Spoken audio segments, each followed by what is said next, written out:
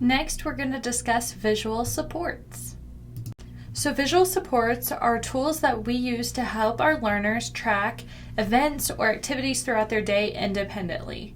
So this can be any tool that is presented visually to offer guidance to an individual as they move throughout the day. Visual supports can be pictures, words, objects, labels, environment modifications, schedules. Visual supports have so many different options. Something we always like to point out is as a typically developing adult, I use visual supports. I use sticky notes, I use a calendar, I use a digital calendar and a written calendar. I use my phone, I use Alexa for reminders. These are all different types of visual supports that I have.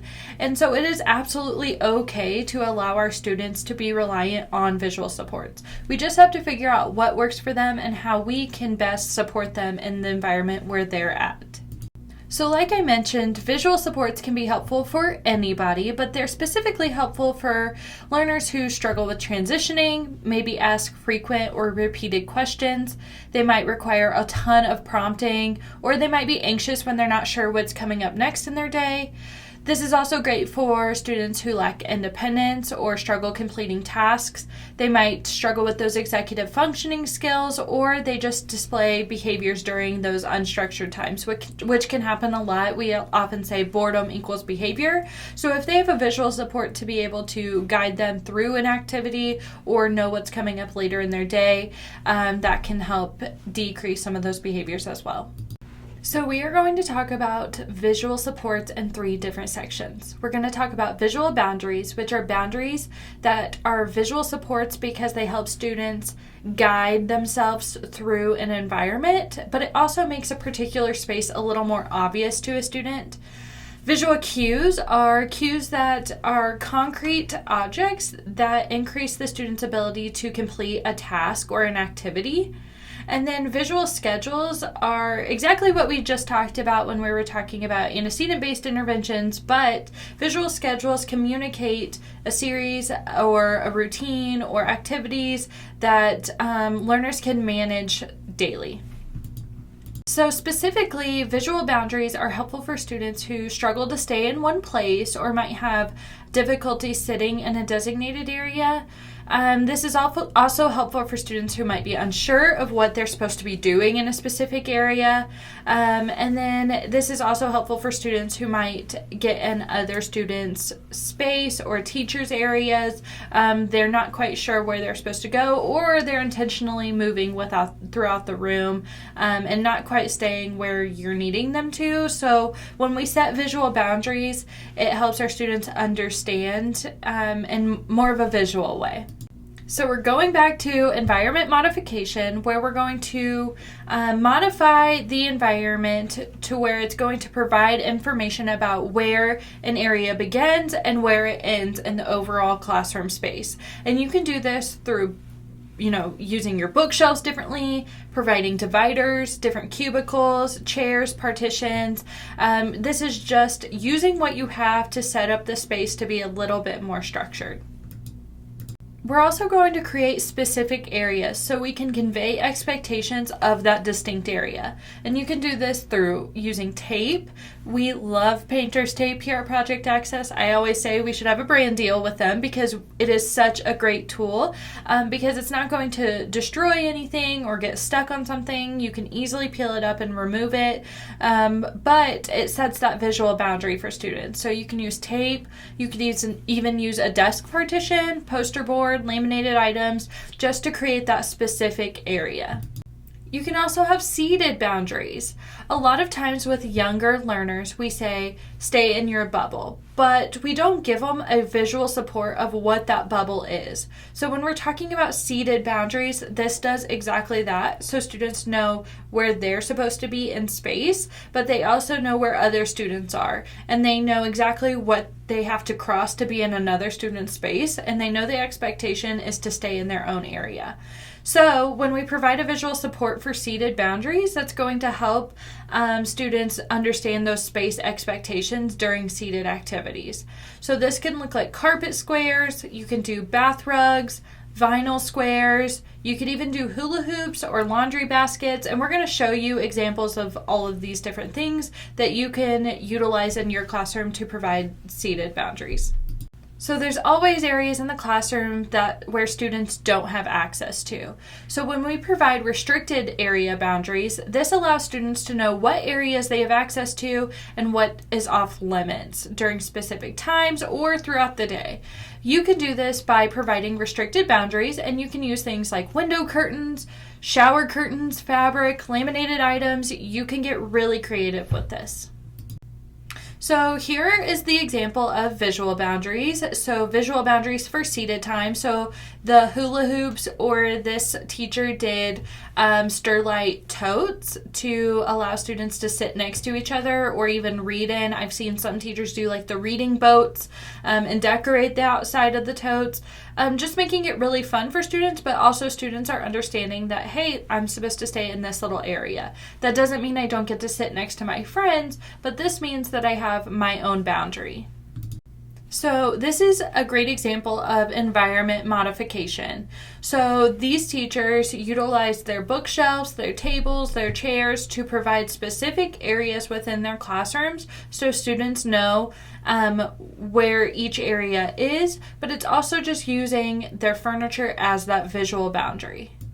And then here is an example of restricted area boundaries where a teacher just took a curtain and then she just put it over the areas that students don't have access to. So I know it seems silly, but believe it or not, if something is covered up with a curtain, students are going to be less likely to get in there because they can't even see it. It's kind of like when we talked about environment modification for elopement, or when students are trying to obtain something like a tangible. If it's out of sight, out of mind. So you can do this by just putting up a curtain over whatever students don't have access to, and you can do this really, really cheap too. You can get something at the dollar store, use a tension rod or PVC pipe, and just string it across things that you don't want students to get into. And then for visual supports and visual boundaries of specific areas, you can use painter's tape on the floor and just section off the student's area or the teacher's area that you don't want students to have access to. Just creating square space, or whatever space that it is that students need to stay within those boundaries, and then you're going to want to reinforce them for staying in that area. But when we implement visual boundaries, we're going to provide structure, foster independence for our students. It's going to decrease prompt dependency because they're going to know exactly where they're supposed to stay, and you're not going to have to prompt them over and over again to stay in a certain area.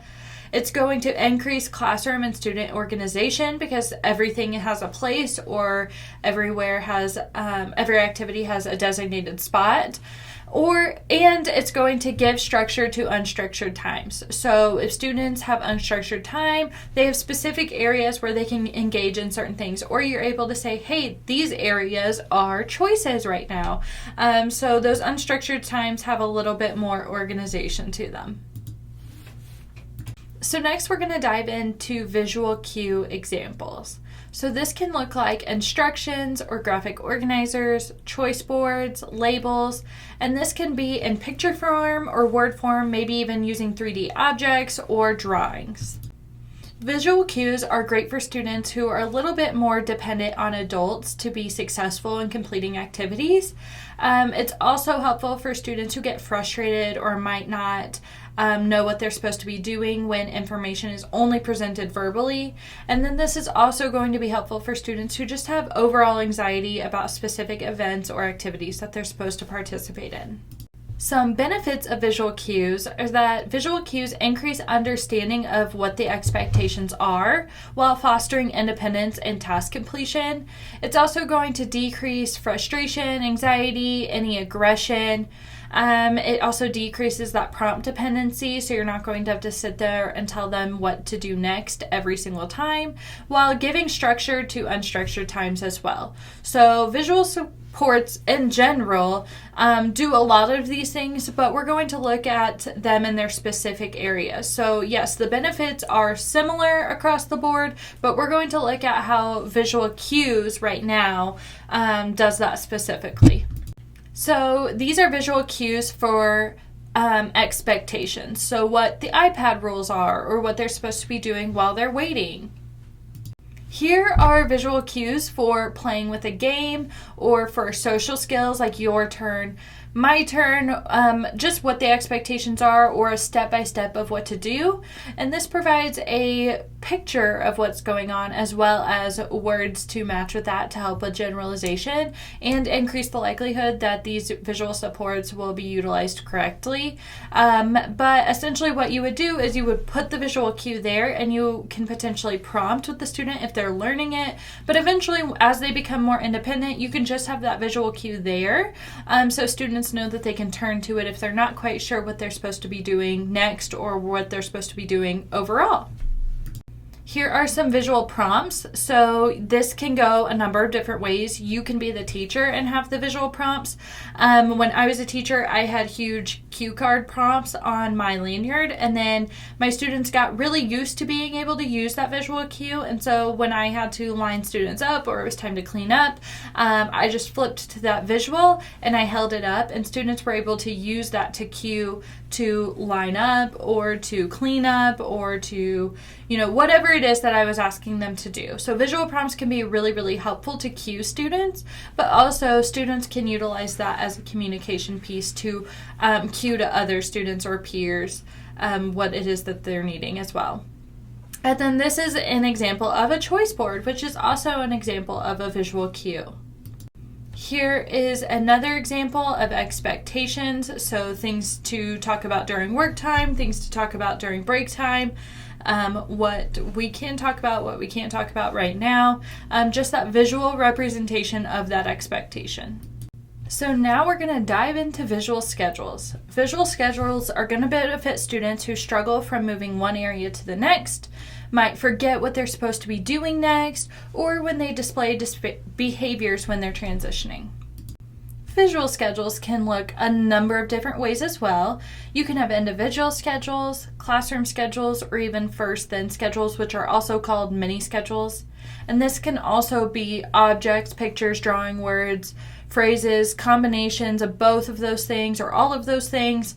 Visual schedules, there's so many different options there, so we're going to discuss a few of them.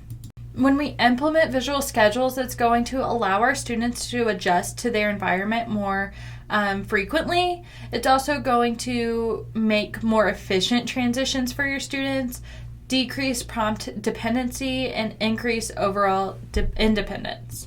The idea here is that once we implement a visual schedule and teach our learners how to use it, that they are able to use the schedule independently.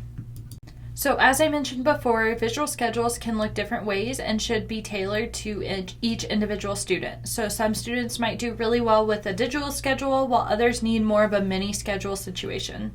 So here are a few more examples. So these are all individual per each student. So you could do more of a schedule book or a laminated schedule where students check off once they did each activity, or it could be broken down into broader what their whole day looks like, or it could be broken down to what each activity looks like. Again, this is going to look different for each student and what's going to best benefit them. So here are some examples of written schedules and written/picture schedules. I mentioned in the beginning that you can combine some of them. So here are some examples of what that might look like. So I mentioned we want our learners to be independent with our visual schedules. However, they're not just going to know how to use the visual schedule accurately the first time. So we're going to teach them, and you can do this through behavior skills training. So what that would look like is you're going to tell your student why they're using it, what they're doing, provide that rationale, and what they're going to be using it for. So provide written and verbal descriptions of what the visual schedule is going to do or what they're going to do with it. Then you're going to model for them how to use it, give them opportunity to practice using it and offer feedback and reinforce when they do it correctly. And then you're going to continue doing this until you notice, hey, they're doing it independently. They've mastered how to use their visual schedule. And then you're going to just keep an eye on them, assess for generalization, making sure that they're using it correctly, continuing to provide reinforcement, checking in with them so they feel good and that the visual schedule is targeting the behaviors that you're wanting to see. So maybe a student had a really hard time Transitioning, once you taught them how to use their visual schedule, maybe you noticed, hey, they're doing really well with this, but maybe in that assessment you're realizing they're still struggling with transitions. Is there something that we can add to the visual schedule or pair with the visual schedule to help them? Or maybe we need to modify that visual schedule altogether and it needs to be more broken down or more broad. So again, individualizing for your student, but also teaching them how to use it at first, because again, we want them to be independent, but they're not going to be independent off the bat.